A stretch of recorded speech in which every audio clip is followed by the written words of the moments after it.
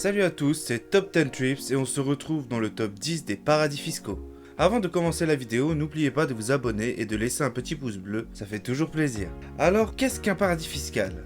Il n'y a pas de définition précise, mais on peut néanmoins prendre celle édictée par le Cambridge Dictionary, qui précise qu'un paradis fiscal est un endroit où les personnes paient moins d'impôts qu'ils ne feraient que s'ils vivaient dans leur propre pays.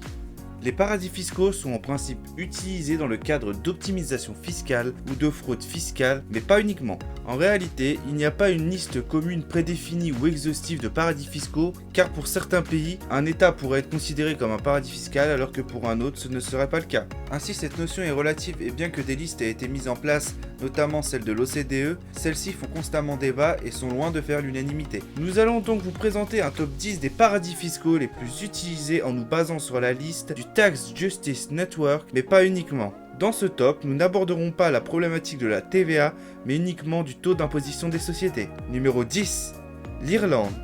Petit pays de 5 millions d'habitants, ayant pour capitale Dublin, l'Irlande est membre de l'Union Européenne depuis 1973 et fait partie également de la zone euro. Elle se situe à la 4e place du classement des pays en termes de PIB par habitant. Elle a su profiter de son accès à l'Union Européenne et a adopté une stratégie de faible imposition pour les sociétés qui s'y implantait afin de relancer son économie, ce qui a très bien fonctionné. En effet, beaucoup de grandes sociétés ont placé leur siège social européen en Irlande, tels que Google et Facebook. Le taux d'imposition en Irlande pour les sociétés est en principe de 12,5%.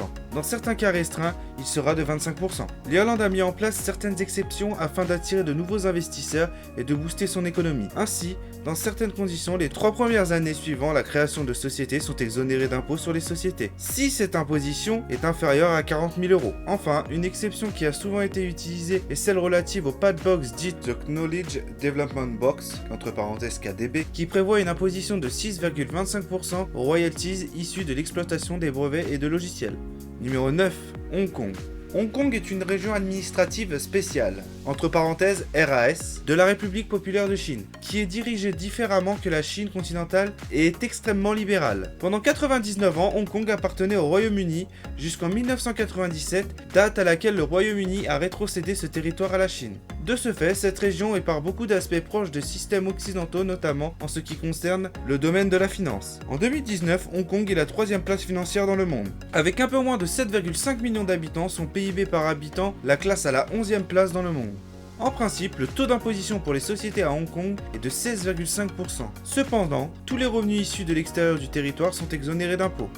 En d'autres termes, à chaque fois que les fonds proviennent de l'extérieur du territoire, l'impôt sur les sociétés est de 0%. Numéro 8. Singapour. Singapour est le concurrent d'Hong Kong. Situé en Asie du Sud, ce pays dispose d'une population de 5,6 millions d'habitants pour un PIB de 361 milliards de dollars et est à la place numéro 4 des pays en termes de PIB par habitant. En 2019, Singapour est la 4e place financière dans le monde. En 2019, Singapour est considéré comme étant le 2e pays au monde où il est le plus facile de faire des affaires, suivi à la 4e place par Hong Kong. En principe, le taux d'imposition pour les sociétés à Singapour est de 17%. Cependant, les revenus issus de l'extérieur du territoire sont exonérés d'impôts. Numéro 7. Jersey. La plus grande des îles anglo-normandes qui ne compte à peine 102 700 habitants n'est pas concrètement indépendante. Juridiquement, c'est un bailliage et donc une dépendance de la couronne britannique. Ainsi, le Royaume-Uni est responsable de ces entités, mais ces dernières ne font pas partie de l'Union Européenne, bien qu'elles soient intégrées au marché unique. Cependant, ils ne peuvent pas conclure d'accords internationaux sans l'accord du Royaume-Uni. Du fait de sa situation géographique, étant proche de Londres, Jersey a un accès facile au marché financier. En fin 2018, c'était l'endroit où il y avait le plus grand nombre de sociétés cotées au FTSE 100 enregistrées hors du Royaume-Uni. Le taux d'imposition pour les sociétés est de 0%. Cependant, il existe 2 exceptions. Un taux de 10% s'applique à certaines sociétés de services financiers et un taux de 20% s'applique aux entreprises de services publics, aux entreprises d'importation et de fourniture d'hydrocarbures à Jersey, mais également aux revenus de location. Numéro 6. Le Luxembourg. Le Grand-Duché de Luxembourg est un petit état de 613 000 habitants situé entre la France, la Belgique et l'Allemagne. Bien que sa superficie ne soit que de 2586 km², cet état est un des fondateurs de l'Union Européenne et de la zone euro. Il est en 2019, selon le FMI, le premier pays au monde en termes de PIB par habitant. Le Luxembourg est en quelque sorte le paradis des fonds d'investissement. Sa stabilité économique, sa place dans l'Union Européenne, son environnement financier a permis au duché d'avoir en 2019 la gestion de 62% de l'ensemble des fonds d'investissement transfrontaliers dans le monde, provenant de 70 pays. Le Grand-Duché a mis en place différentes politiques fiscales afin d'attirer les investisseurs. Ainsi, pendant un certain temps, les revenus issus des royalties relatifs à l'exploitation de marques ou de brevets n'étaient imposés que sur une assiette fiscale de 20% des revenus. En d'autres termes, si vous gagnez 100 € de royalties, vous n'êtes imposé que de 20 €. Ce dit paradis fiscal est différent des autres précédemment évoqués car l'impôt sur les sociétés dans ce pays est assez élevé. En effet, jusqu'à 25 000 € de revenus, l'imposition est de 15%. Au-dessus, il est de 18%. Il faut également ajouter à cela un impôt communal obligatoire de 7%. Ainsi, le taux d'imposition est environ de 25%. En réalité, l'État a mis en place tout un tas de législations visant à imposer faiblement, voire à ne pas imposer certaines structures. C'est le cas pour les SICAR, qui sont les types de structures dans lesquelles les revenus des valeurs immobilières de cession et des liquidations de ces actifs ne sont pas imposables. C'est également le cas de la plupart des véhicules d'investissement qui sont imposés à maximum 0,05% de la valeur totale de leur actif. Maintenant, vous comprenez donc pourquoi beaucoup d'investisseurs implantent leurs fonds au Luxembourg. Numéro 5. La Suisse. Pays de 8,5 millions d'habitants, ayant pour la capitale Berne et disposant de sa propre monnaie, le franc suisse, la Suisse est en 5e place de notre classement. Ce pays se trouvant entre l'Allemagne, la France, l'Italie, le Liechtenstein et l'Autriche, voit passer près de 4,5% des flux financiers internationaux à travers son État et a une économie extrêmement stable et diversifiée. En 2018, le Tax Justice Network a classé la Suisse en première place au classement des juridictions en termes de secret financier. En 2018, selon le FMI, c'est le 2e pays le plus riche du monde en termes de PIB par habitant. Cet État a acquis une confiance à l'international pour sa confidentialité, son sérieux et son savoir-faire dans le cadre de la finance internationale. Tout comme le Luxembourg, le taux d'imposition des sociétés est assez élevé. En réalité, en Suisse, les sociétés ont la possibilité de discuter directement avec l'administration fiscale afin de, disons, négocier un taux d'imposition. Attention, le mot négocier est à prendre avec des pincettes, mais c'est à peu près ce qui se passe. Numéro 4, les Pays-Bas.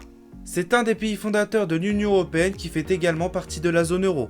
Avec plus de 17 millions d'habitants, cet État se classe à la 13e place des pays en termes de PIB par habitant. Outre le fait que l'environnement économique, politique et social des Pays-Bas soit extrêmement stable, ce pays dispose de plusieurs outils permettant une optimisation fiscale approfondie. En principe, le taux d'imposition est de 19% sur les premiers 200 000 € de revenus et de 25% au-dessus. Néanmoins, tout comme en Suisse, les sociétés ont la possibilité de discuter directement avec l'administration fiscale afin de, disons, négocier un taux d'imposition. Cette démarche est appelée le ruling. Cet État dispose également d'une fiscalité attractive en matière de propriété intellectuelle sur les logiciels et les brevets à travers l'Innovation Box. Mais surtout le montage appelé sandwich hollandais, consistant à rapatrier des fonds des Antilles néerlandaises, et notamment à Curaçao, permet quasiment d'annihiler l'impôt sur les sociétés. D'autres montages ont été utilisés aux Pays-Bas de manière directe ou indirecte, tels que les sociétés en commandite et le double irlandais avec le sandwich hollandais. Les 3 premières places sont détenues par des territoires d'outre-mer britanniques et sont continuellement qualifiés de paradis fiscaux que dans certains cas et ne sont pas insérés dans des listes noires. Numéro 3.